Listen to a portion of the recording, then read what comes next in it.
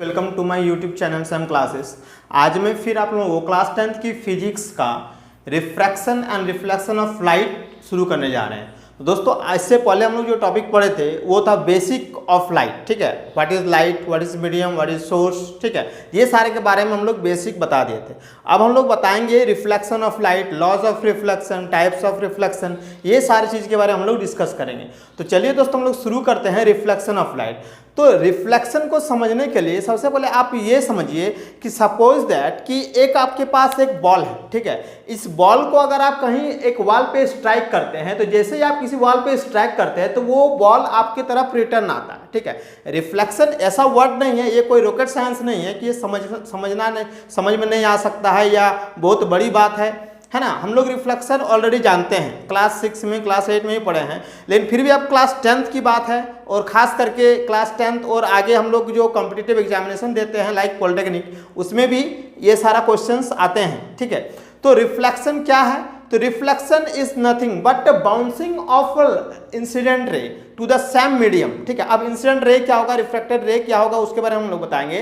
तो suppose that कि जैसे कि एक बॉल को हम लोग फेंकेंगे किसी वॉल पे, अब वो बॉल हमारी तरफ रिटर्न आती है, तो सेम चीज वो बॉल को हम समझ लेते हैं रे ऑफ लाइट है। अब अगर रे ऑफ लाइट अगर किसी ऑब्जेक्ट पे पड़ती है तो वो रे ऑफ लाइट फिर से उसी मीडियम में वापस आ जाती है। ठीक है, तो this phenomenon of light is called reflection of light. अगर हम इसको डिफाइन करेंगे तो डिफाइन कर सकते हैं, it is the phenomenon of bouncing off light in the same medium. Bouncing of light in the same medium is called reflection of light. ठीक है, तो चलिए हम लोग देखते हैं डिफिनेशन क्या है। तो it is the phenomenon of bouncing of light in the same medium on striking the surface of any object. किसी भी ऑब्जेक्ट के सरफेस पे जब हम लोग स्ट्राइक करते हैं, लाइट रे स्ट्राइक होता है तो वो वापस उसी मीडियम में रिटर्न आता है, बाउंस हो जाता है। सपोज दैट एक सरफेस लेते हैं हम लोग, मेटल सरफेस लेते हैं और ऐसे कोई रे ऑफ लाइट आता है तो ये रे ऑफ लाइट फिर उसी मीडियम में रिटर्न चला जाता है। तो this phenomenon is called reflection of light. ठीक है, तो रिफ्लेक्शन ऑफ लाइट क्या हुआ, तो ये जो रे आया आने वाला रे, उसी रे को हम लोग बोलते हैं इंसिडेंट रे। क्या बोलते हैं? Incident ray. ठीक है, इंसिडेंट रे। जो रे रिफ्लेक्ट होकर बाउंस होकर बैक जाता है इन द सेम मीडियम, ये एयर है मान लीजिए, ये एयर है। ठीक है, ये मेटल है, ये मेटल का कोई एक ऑब्जेक्ट है। ठीक है, तो ये उसी मीडियम यानी एयर में वापस, एयर से आया था और एयर में वापस चला जा रहा है, तो जो रे जा रहा है उसको हम लोग बोलते हैं रिफ्लेक्टेड रे।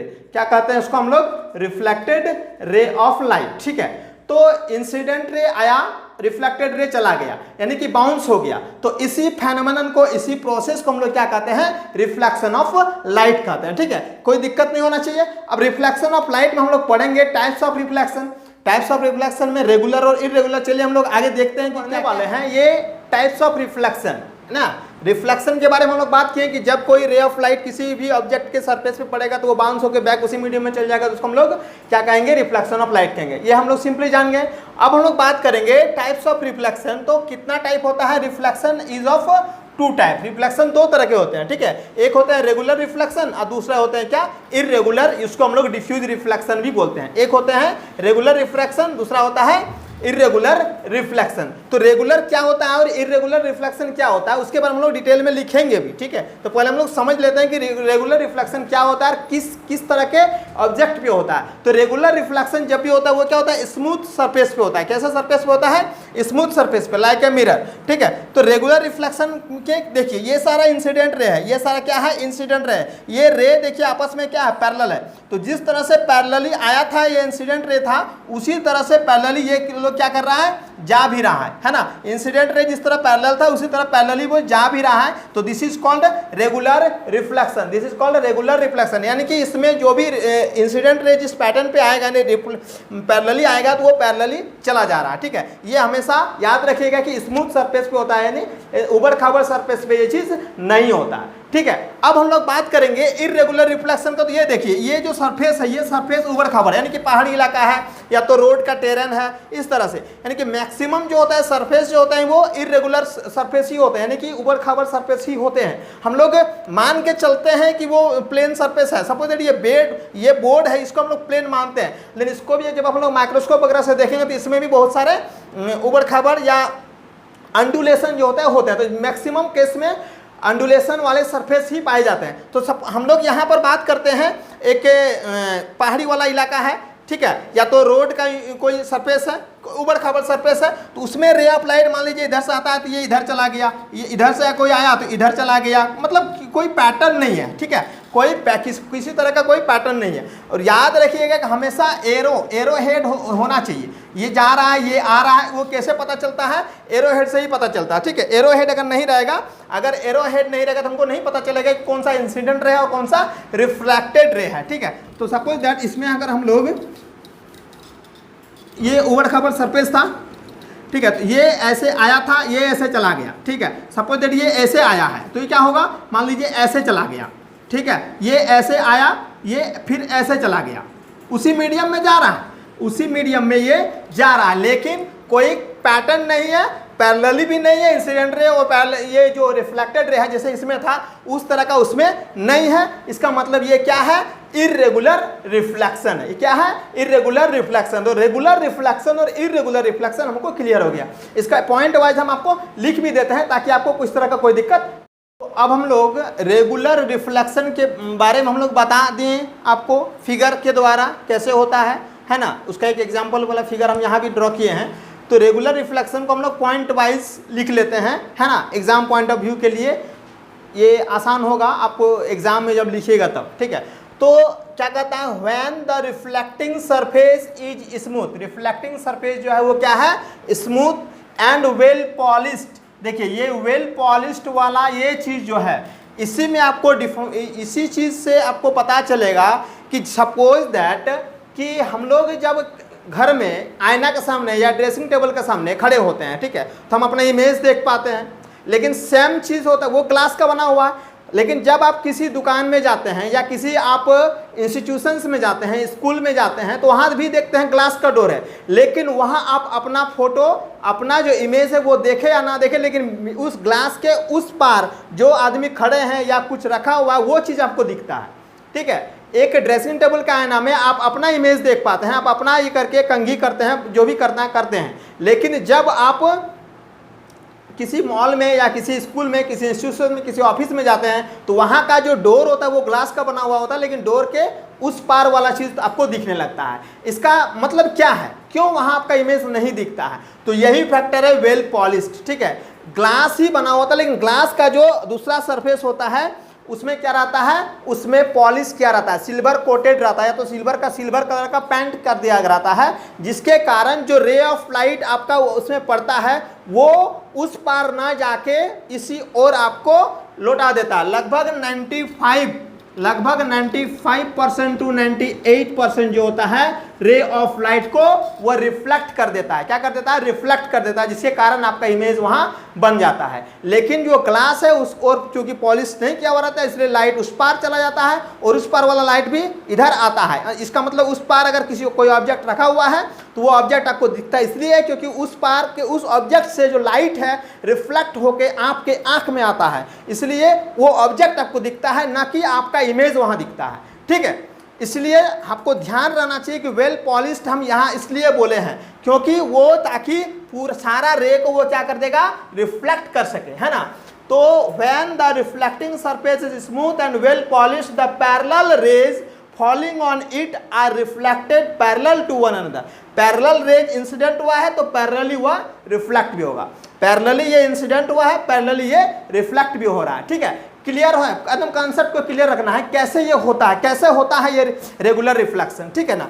पैरेलली अगर आया है तो पैरेलली जाएगा कब, जब ये smooth and well polish surface रहेगा तब, ठीक है। अब हम लोग सेकंड पॉइंट में आते हैं, the reflected light goes on one particular direction. देखिए इस ऐसे आया तो एक ही डायरेक्शन में जाता है, वन पार्टिकुलर डायरेक्शन में, ठीक है, एक ही डायरेक्शन में जा रहा है। अब थर्ड पॉइंट क्या कहता है, थर्ड पॉइंट में ये जो वेल पॉलिश्ड वाला चीज था, स्मूथ एंड वेल पॉलिश्ड, उससे हम एक डिफिनेशन निकाल दिए हैं, किसका, मिरर का डिफिनेशन निकाले हैं। किसका डिफिनेशन निकाले हैं, मिरर का, यानी कि मिरर जिसमें हम अपना इमेज देखते हैं, तो वो मिरर क्या होता है, व्हाट इज अ मिरर, ठीक है, what is a mirror, how can you define mirror.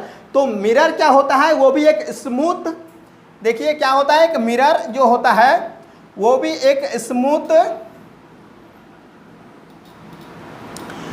Well polished surface होता है, ठीक है, स्मूथ वेल पॉलिश सरफेस होता है। सपोज दैट कि आप यहां खड़े हैं, आप यहां खड़े हैं, ठीक है, इसका इमेज आपको यहां कब मिलेगा, इसका इमेज आपको कब मिलेगा? सपोज दैट ये आपका एक सोर्स ऑफ लाइट है, ये सोर्स ऑफ लाइट मान लीजिए यहां आके पड़ता है और ये सोर्स ऑफ लाइट ये रिफ्लेक्ट होके आईना में जाता है, ठीक है, आईना फिर इस लाइट को रिफ्लेक्ट करके आपके आंख में पहुंचाता है, तब यहां पर आपका क्या बनता है? इमेज बनता है, ठीक है। तो मिरर क्या होता है? The smooth and well polish surface in which light suffers regular reflection, ठीक है, इज कॉल्ड मिरर। एक ऐसा स्मूथ और वेल पॉलिश सरफेस जिसमें रेगुलर रिफ्लेक्शन हो, उसको हम लोग मिरर कहते हैं, उसको हम लोग क्या कहते हैं? मिरर कहते हैं। तो मिरर कैसे बनता है? हम आपको एग्जांपल दिए ना कि कोई भी आप बेसिन वाला मिरर हो या ड्रेसिंग टेबल या मिरर हो या दाढ़ी बनाने वाला मिरर हो या घर में जो सैलून में जो मिरर देखते हैं, है ना, उसमें आपका इमेज बनता है। क्यों? क्योंकि उसके जो बैक सरफेस होता है, उसके बैक सरफेस पे क्या होता है? उसके बैक सरफेस पे पॉलिश किया हुआ रहता है, उसके बैक सरफेस पे क्या रहता है? पॉलिश किया हुआ रहता है, सिल्वर कोटेड किया हुआ रहता है, ठीक है, इसलिए उसका इमेज आपको यहाँ दिखता है। इसलिए है क्योंकि वो सिल्वर कोटेड जो होता है या सिल्वर कलर का जो पेंट होता है वो लाइट को उस पार जाने नहीं देता, यानी कि रिफ्लेक्ट होने नहीं देता है, बल्कि उसी मीडियम में पूरा लाइट को रिफ्लेक्ट कर देता है। इसीलिए हम रेगुलर रिफ्लेक्शन के द्वारा अपना इमेज को वहां देख पाते हैं, ठीक है। अब हम लोग बात करेंगे इर्रेगुलर रिफ्लेक्शन का। तो चलिए हम लोग बात करते हैं इर्रेगुलर रिफ्लेक्शन के बारे में हम लोग समझ लिए। अब हम समझेंगे इर्रेगुलर रिफ्लेक्शन के बारे में, ठीक है।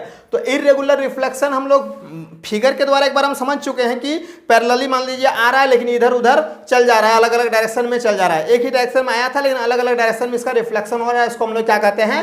इर्रेगुलर रिफ्लेक्शन या तो डिफ्यूज रिफ्लेक्शन कहते हैं। क्या कहते हैं? इर्रेगुलर रिफ्लेक्शन को ही हम लोग डिफ्यूज रिफ्लेक्शन कहते हैं, यानी कि रे ऑफ लाइट ऐसे आता है तो कोई इधर कोई उधर कोई उधर चल जाता है, इसी को हम लोग क्या कहते हैं? डिफ्यूज रिफ्लेक्शन कहते हैं, ठीक है।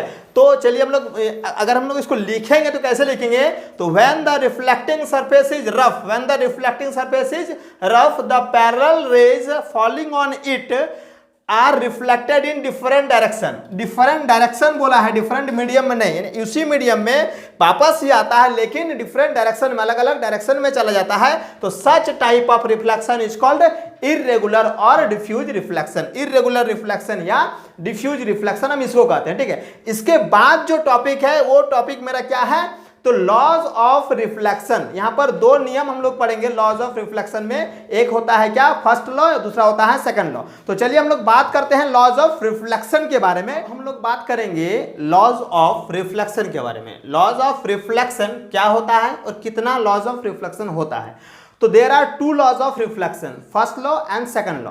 तो उसको समझने से पहले आप इस फिगर को देख लीजिए, ठीक है। इस फिगर में ही सारा लॉ निर्धारित है। ये जो रे आ रहा है, देखिए ये एक प्लेन मिरर है, सपोज दैट इसको एक प्लेन मिरर बना दिए हैं, ठीक है। एक रे ऑफ लाइट यहाँ इंसिडेंट हो रहा है, जिस पॉइंट पे इंसिडेंट होता है उसको हम लोग पॉइंट ऑफ इंसिडेंस कहते हैं, ठीक है। तो ये जो रे आता है इसको हम लोग क्या कहेंगे? Incident ray. और जब जैसे ही आया तो क्योंकि ये क्या है? प्लेन मिरर है तो रिफ्लेक्ट कर गया उसी मीडियम पे, ठीक है। ये रिफ्लेक्ट किया तो इसको क्या बोलेंगे हम लोग? रिफ्लेक्टेड रे बोलेंगे। ये क्या हुआ? रिफ्लेक्टेड रे होगी, कोई हो गया रिफ्लेक्टेड रे, ठीक है। तो ये पॉइंट ऑफ इंसिडेंस पे एक नॉर्मल डालते हैं, एक लंब डालते हैं, ठीक है। तो ये नॉर्मल हम लोग मान लीजिए ये एन डाल दिए, ओ एन एक हम लोग नॉर्मल डाल दिए। तो ये इंसिडेंट रे और नॉर्मल के बीच एक एंगल बनता है जिसको हम लोग क्या कहते हैं? एंगल ऑफ इंसिडेंट, जिसे हम लोग आई से डिनोट करते हैं। और नॉर्मल और रिफ्लेक्टेड रे के बीच एक एंगल बनता है जिसको हम लोग एंगल ऑफ रिफ्लेक्शन कहते हैं, एंगल ऑफ रिफ्लेक्शन, ठीक है, जिसको हम लोग आर से डिनोट करते हैं, ठीक है। हम लोग यहाँ नीचे लिखे भी है BON equal to angle of reflection equal to angle R, और यहाँ AON equal to angle of incidence equal to angle I, ठीक है। तो अब हम लोग आते हैं फर्स्ट लॉ पे सबसे पहले, फिर हम बात करेंगे सेकंड लॉ का। तो फर्स्ट लॉ क्या कहता है? Incident ray, reflected ray and the normal drawn at the point of incidence lie on the same plane of paper or lie on the same plane, ठीक है। ये तीनों जो रे ऑफ, ये तीनों जो लाइन है, ये इंसिडेंट रे, रिफ्लेक्टेड रे, ये नॉर्मल जिसको हम लोग ड्रॉ किए हैं at the point of incident, ठीक है। ये तीनों क्या हुआ? एक ही प्लेन पर लाई करता है, एक ही प्लेन पर लाई करता है, ठीक है। दूसरा क्या है? मान लीजिए कि ये AO है क्या? Incident ray. OB क्या है? रिफ्लेक्टेड रे और ओ एन क्या है, हमारा नॉर्मल है, ठीक है। तो ए ओ बी और ओ एन ये तीनों एक ही पॉइंट पे लाई करता है, एक ही प्लेन ऑफ पेपर पे लाई करता है, ठीक है। तो ये हो गया मेरा फर्स्ट लॉ। फर्स्ट लॉ क्या कहता है, आपतित किरण, परावर्तित किरण तथा परावर्तन बिंदु आपतन बिंदु पर डाला गया अभिलंब तीनों एक ही तल पर होते हैं। ये हम हिंदी में आपको बता दिए, ठीक है। हिंदी मीडियम स्टूडेंट्स भी आप देख रहे होंगे तो हिंदी में भी आप इसको समझ सकते हैं, ठीक है। आपतित किरण बोलते हैं इंसिडेंट रे को, परावर्तित किरण बोलते हैं रिफ्लेक्टेड रे को, और नॉर्मल को हम लोग क्या बोलते हैं, अभिलंब बोलते हैं, ठीक है। ये तीनों एक ही तल पर होते हैं, एक ही प्लेन पर लाई करता है। अब दूसरा नियम है, ये दोनों एंगल पर डिपेंडेंट है, आई और आर पर। तो क्या कहता है, according to this law the angle of incidence and angle of reflection are equal. क्या कहता है, ये आई और ये आर दोनों क्या होगा, इक्वल होगा, यानी बराबर होगा। यानी आपतन कोण का मान जितना होगा परावर्तन कोण का मान उतना ही होगा। सपोज दैट एओएन को हम लोग एंगल ऑफ इंसिडेंस आई माने हैं और बीओएन को आर माने हैं एंगल ऑफ रिफ्लेक्शन, तो इसका मतलब क्या होगा, AON is equal to angle BON। इसका मतलब क्या होता है कि angle I is equal to angle R। ये आपको समझ में आ गया, इसमें किसी तरह का कोई दिक्कत नहीं होना चाहिए, ठीक है। तो यानी I बराबर R हो गया। इफ सपोज हम लोग I का मान 30 डिग्री है, मतलब इस पर जो इंसिडेंट हो रहा है वो 30 डिग्री पे अगर इंसिडेंट हो रहा है तो रिफ्लेक्शन भी जो होगा आर जो होगा वो कितना होगा, 30 डिग्री होगा। अगर आई मेरा 60 डिग्री है, ठीक है, तो आर भी मेरा कितना होगा, 60 डिग्री होगा, ठीक है ना। एंगल आई एंगल आर, यानी कि दोनों क्या होता है, इक्वल होता है। ये कैसे इक्वल होता है, तो according to the second law of reflection. अगर आपको ऑब्जेक्टिव भी दिया जाए कि अगर मान लीजिए कि 45 डिग्री है एंगल ऑफ इंसिडेंस, तो एंगल ऑफ रिफ्लेक्शन कितना होगा, तो वो कितना हो जाएगा मेरा 45 डिग्री ही होगा, ठीक है। तो इस तरह से हम लोग रिफ्लेक्शन पढ़े, रेगुलर रिफ्लेक्शन, इरेगुलर रिफ्लेक्शन, ठीक है, लॉज ऑफ रिफ्लेक्शन। इस तरह हम रिफ्लेक्शन का सारा टॉपिक लगभग जो बेसिक आइडिया है वो हम लोग बता दिए। इसके बाद हम लोग बात करेंगे अलग अलग चीजों के बारे में, है ना। तो चलिए हम लोग आगे बात करते हैं।